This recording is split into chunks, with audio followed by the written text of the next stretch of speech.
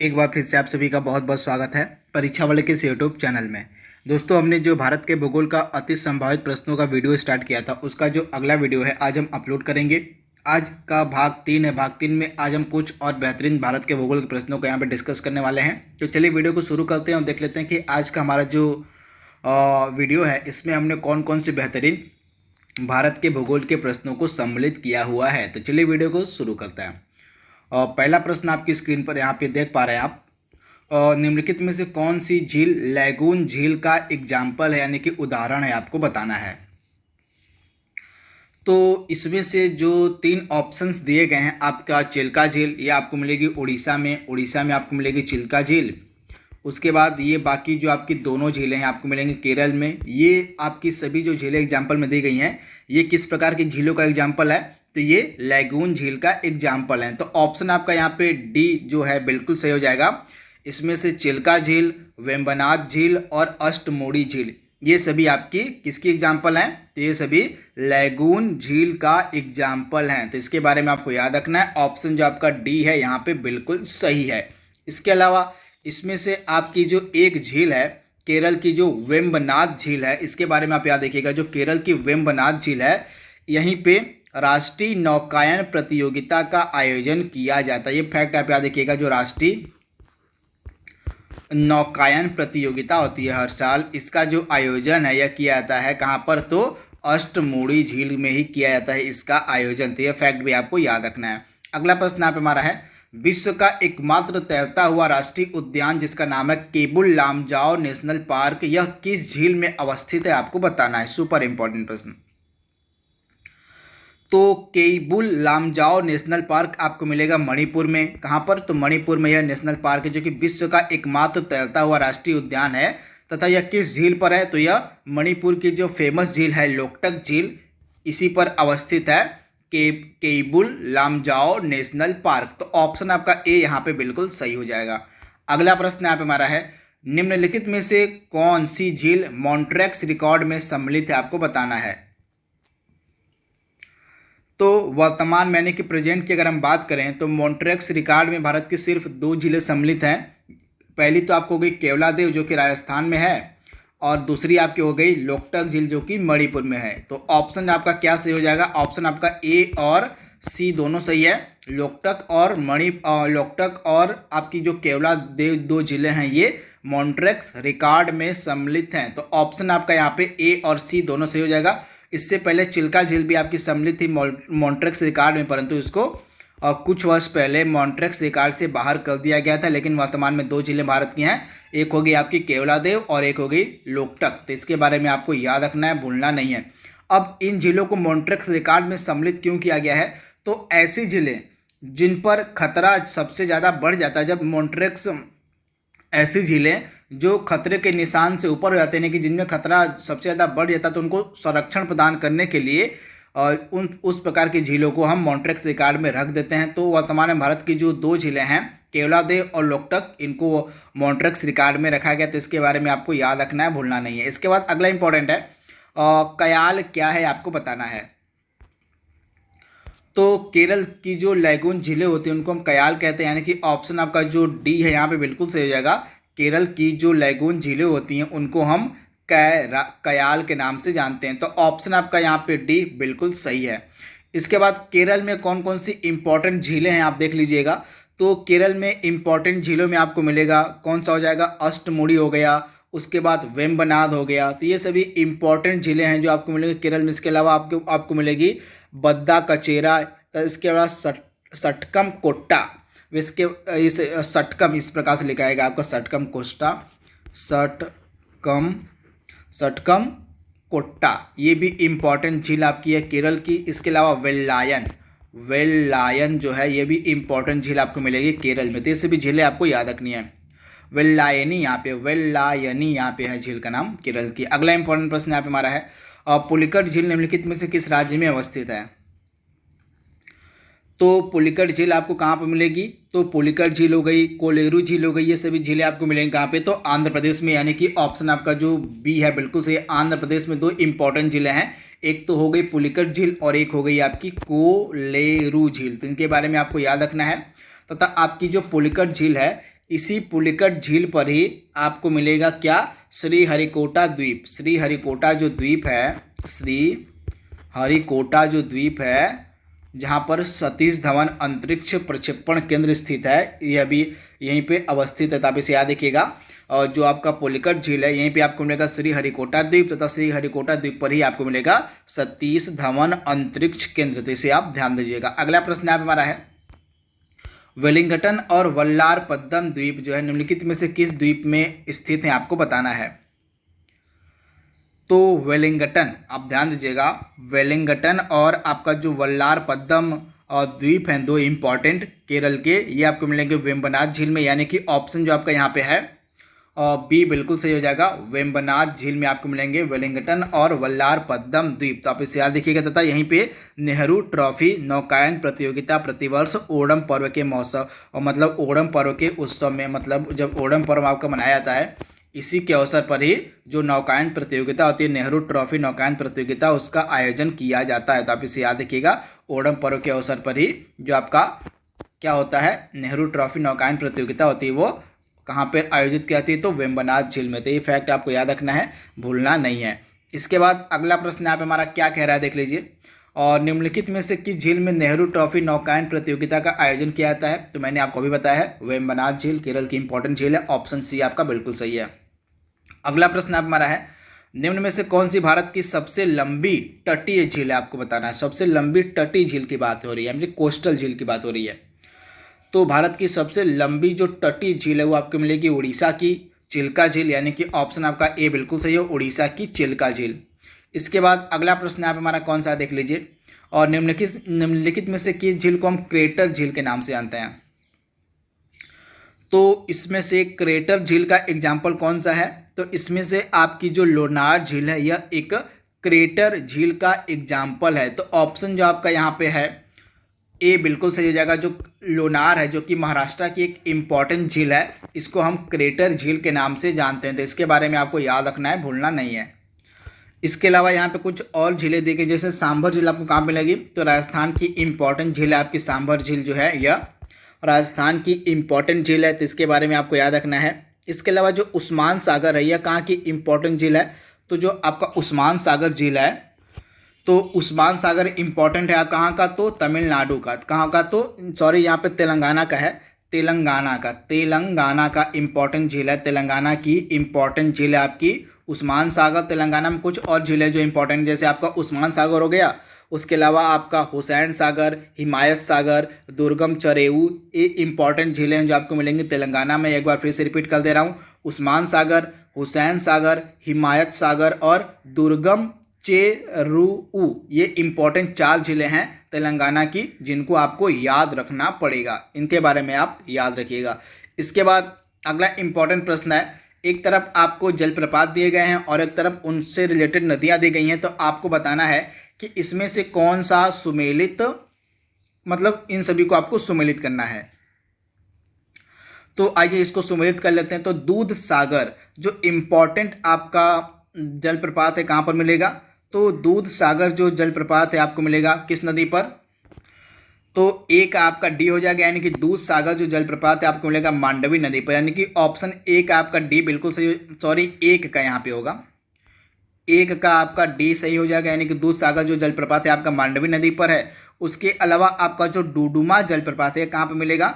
तो आपका डुडुमा जलप्रपात मिलेगा मच्छकुंड नदी पर, जो कि उड़ीसा में है। तो आपका हो जाएगा दूसरा का बी हो जाएगा, यहाँ पे दूसरा का बी हो जाएगा, मच्छकुंड जो है उड़ीसा में है, मच्छकुंड नदी पर।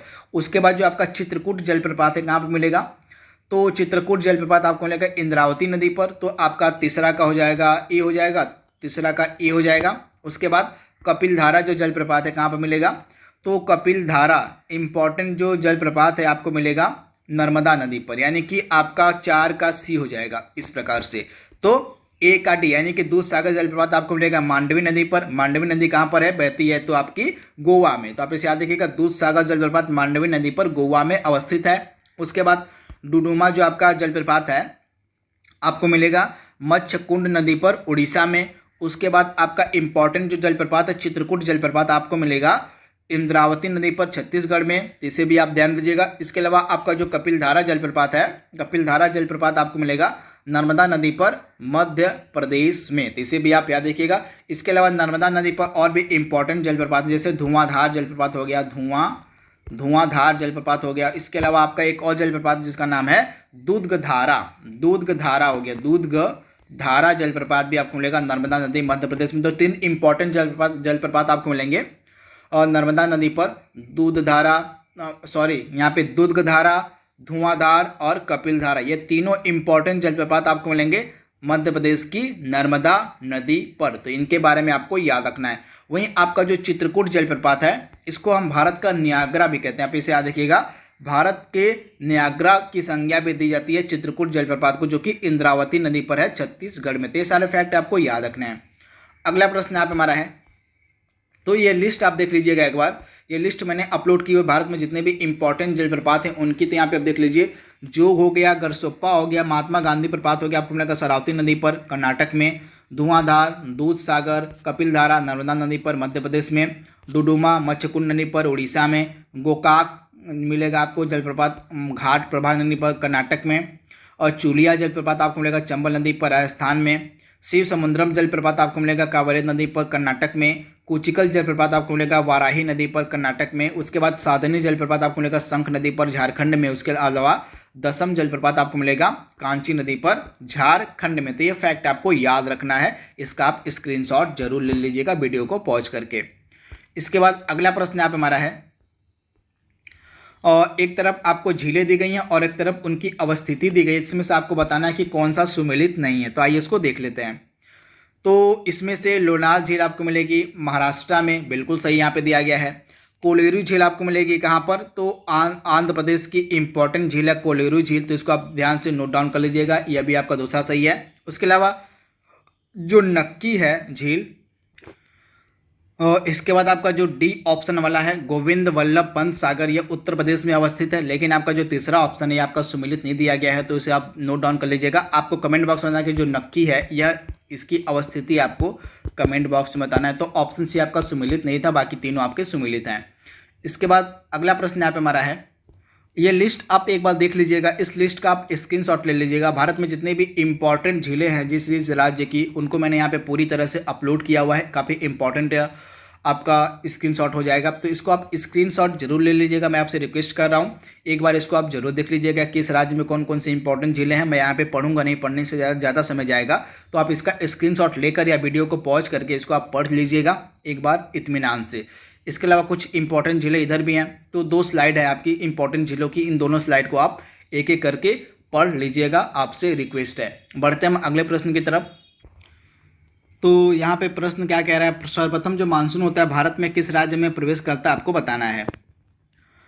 तो भारत में जो मानसून का प्रवेश होता है जून के प्रथम सप्ताह में केरल में होता है, तो आप इसे ध्यान दीजिएगा। जून के प्रथम सप्ताह में केरल में सबसे पहले मानसून पहुँचता है, यानी कि ऑप्शन आपका डी यहाँ पे बिल्कुल सही हो जाएगा। भारत में सबसे अधिक जो वर्षा होती है मुख्यतः किस मानसून मतलब किससे प्राप्त होती है आपको बताना है। तो भारत में जो सबसे अधिक वर्षा देखने को मिलती है वो देखने को मिलती है दक्षिण पश्चिम मानसून, यानी कि साउथ वेस्ट जो मानसून है, इससे जो है भारत में सबसे अधिक वर्षा देखने को मिलती है। तो ऑप्शन आपका जो यहाँ पे सी है बिल्कुल सही हो जाएगा, इसके बारे में आप याद रखिएगा, ऑप्शन सी आपका बिल्कुल सही है, साउथ वेस्ट मानसून से। अगला प्रश्न यहाँ पे हमारा है, और तमिलनाडु में किस कारण से जाड़ों में वर्षा देखने को मिलती है, इंपॉर्टेंट प्रश्न है। तो तमिलनाडु के जो कोस्टल एरियाज होते हैं वहाँ पे जाड़ों में वर्षा देखने को मिलती है, किस कारण से, तो लौटता हुआ जो मानसून होता है जिसको हम कहते हैं उत्तर पूर्वी मानसून, इसको हम लौटता हुआ मानसून के नाम से भी जानते हैं। तो इसी कारण से जो ठंडी का सीजन होता है उसमें तमिलनाडु के तटों पर वर्षा देखने को मिलती है। तो उत्तर पूर्वी मानसून के कारण, जिसको हम रिट्रीट ऑफ मानसून यानी कि लौटता हुआ मानसून के नाम से जानते हैं, इसी कारण तमिलनाडु में जाड़ों के समय में वर्षा देखने को मिलती है। तो ये फैक्ट आपको याद रखना है। वहीं आप ध्यान दीजिएगा, जो वेस्टर्न डिस्टर्बेंस होता है, जो पश्चिमी विक्षोभ होता है, इसके कारण कहाँ पे वर्षा होती है जाड़ों में, तो इसके कारण जो भारत का जो उत्तर पश्चिम वाला एरिया होता है, यानी कि भारत का जो उत्तर पश्चिम वाला एरिया होता है वहाँ पे जाड़ों के समय में वर्षा, जैसे उत्तर प्रदेश हो गया, पंजाब हो गया, इन सभी एरियाज में आपका जो उत्तर पश्चिम वाला एरिया होता है उनसे जो मेडिटेरियन यानी कि भूमध्य सागर से जो दबाव उत्पन्न होता है तथा उसी कारण जो पश्चिमी विक्षोभ उत्पन्न होता है, यानी कि जो आपका वेस्टर्न डिस्टर्बेंस है, इसकी जो उत्पत्ति होती है वो भूमध्य सागर से होती है तथा इसी वेस्टर्न डिस्टर्बेंस के कारण ही भारत के जो उत्तर पश्चिम वाला एरिया है वहाँ पे जो है वर्षा जाड़ों में देखने को मिलती है। तो ये फैक्ट भी आपको याद रखना है। तथा आपका जो उत्तर पूर्वी मानसून होता है, यानी कि नॉर्थ ईस्ट का जो मानसून होता है, उसके कारण से तमिलनाडु में वर्षा देखने को मिलती है तथा इसको हम लौटता हुआ मानसून तथा रिट्रीट अप मानसून के नाम से भी जानते हैं। तो तीनों के बारे में आपको याद रखना है। उत्तर पूर्वी मानसून से आपका तमिलनाडु में वर्षा होती है और आपका जो पश्चिमी विक्षोभ होता है, आपका जो वेस्टर्न डिस्टर्बेंस होता है, इससे भारत के जो उत्तर पश्चिम वाले एरियाज होते हैं वहाँ पे वर्षा देखने को मिलती है जाड़ों में। तथा आपका जो दक्षिण पश्चिम मानसून होता है, इससे भारत में सबसे अधिक वर्षा देखने को मिलती है। तो ये सारे फैक्ट आपको याद रखने हैं। भारत में कुल कितने प्रकार की ऋतुएं देखने को मिलती हैं आपको बताना है। तो काफ़ी सिंपल सा प्रश्न है। इस प्रश्न का आंसर हो जाएगा हमारा चार प्रकार की ऋतुएं देखने को मिलती हैं भारत में। कौन कौन सी? ग्रीष्म हो गया, वर्षा हो गई, ग्रीष्म ऋतु, वर्षा ऋतु, शरद ऋतु और शीत ऋतु। तो इनके बारे में आपको याद रखना है। इसके अलावा ये देख लीजिएगा ग्रीष्म ऋतु के कहाँ कहाँ पे स्थानीय नाम है, कई बार एग्जाम में पूछ लिए जाते हैं। तो यहाँ पे मैंने पूरी लिस्ट अपलोड की हुई है कि ग्रीष्म ऋतु का जो है स्थानीय नाम कहाँ कहाँ पे क्या होता है। इसको आप एक बार इसको वीडियो को पॉज करके पढ़ लीजिएगा, इसको आप स्क्रीनशॉट ले लीजिएगा क्योंकि यह इंपॉर्टेंट है। कई बार ग्रीष्म ऋतु का जो स्थानीय नाम है वह एग्जाम में पूछ लिया जाता है, तो ये स्क्रीनशॉट आपके लिए इंपॉर्टेंट है, इसको आप एक बार जरूर ले लीजिएगा। इसके बाद अगला इंपॉर्टेंट प्रश्न हमारा क्या कह रहा है यहाँ पे देख लीजिए। निम्नलिखित में से किस राज्य में जाड़े में वर्षा देखने को मिलती है? तो मैंने आपको अभी बताया था, जो नॉर्थ ईस्ट वाला मानसून होता है, यानी कि जो उत्तर पूर्वी मानसून होता है, जिसको हम लौटता हुआ मानसून के नाम से भी जानते हैं, इसके कारण से जो आपका तमिलनाडु वाला एरिया है वहाँ पे वर्षा देखने को मिलती है। तो ऑप्शन आपका जो बी है बिल्कुल सही हो जाएगा, तमिलनाडु में। अगला प्रश्न यहाँ पे हमारा, चेरापूंजी कहाँ पर अवस्थित है? तो चेरापूंजी कहाँ पे अवस्थित है? तो आप ध्यान दीजिएगा, चेरापूंजी जो है आपको मिलेगा मेघालय में अवस्थित, यानी कि ऑप्शन आपका जो सी है बिल्कुल सही हो जाएगा। चेरापूंजी जो है आपका मेघालय में अवस्थित है, तब यहाँ पे सर्वाधिक वर्षा दर्ज की जाती है। अगला प्रश्न यहाँ पे हमारा है, और निम्नलिखित में से कौन सा स्थान सबसे सूखा स्थान है? तो दिए गए ऑप्शंस में से आपका जो लेह है यह सबसे सूखा स्थान है भारत का, यानी कि ऑप्शन जो आपका यहाँ पे है सी बिल्कुल सही हो जाएगा। और भारत का सबसे जो कम वर्षा वाला स्थान है वह लेह है तथा यह भारत का सबसे सूखा स्थान भी है। तो आप इसे ध्यान दीजिएगा, इंपॉर्टेंट है। यहाँ 10 सेंटीमीटर से भी कम वर्षा दर्ज की जाती है। अगला प्रश्न यहाँ पे हमारा है, भारत में सबसे पहले किस राज्य मानसून का आगमन होता था? मैंने आपको बताया था केरल में सबसे पहले मानसून का आगमन होता है। तो ऑप्शन डी आपका यहाँ पे बिल्कुल सही है। अगला प्रश्न यहाँ पे हमारा, भारत में सर्वाधिक दैनिक जो तापांतर है किस भाग में देखने को मिलता है? तो भारत में जो दैनिक तापांतर है सबसे ज्यादा कहाँ पे होता है? तो राजस्थान के मरुस्थलीय क्षेत्रों में, यानी कि ऑप्शन जो आपका यहाँ पे बी है बिल्कुल सही जाएगा। राजस्थान के मरुस्थलीय क्षेत्रों में जो है सबसे ज्यादा तापांतर देखने को मिलता है। अगला प्रश्न यहाँ पे हमारा, मानसून शब्द की व्युत्पत्ति कहाँ से हुई है, कैसे हुई है? तो अरबी भाषा का शब्द है मौसिम से। आप याद रखिएगा, अरबी भाषा का जो शब्द है मौसिम से हुई है आपकी मानसून शब्द की उत्पत्ति। तो राइट आंसर आपका क्या हो जाएगा? अरबी भाषा से। अगला प्रश्न यहाँ पे हमारा है, तो यह लास्ट प्रश्न हमारा था तीसरे वीडियो का। आई होप यह सीरीज आपको पसंद आ रही होगी। तो आज के लिए बस इतना ही। Thank you, thanks for watching, thank you.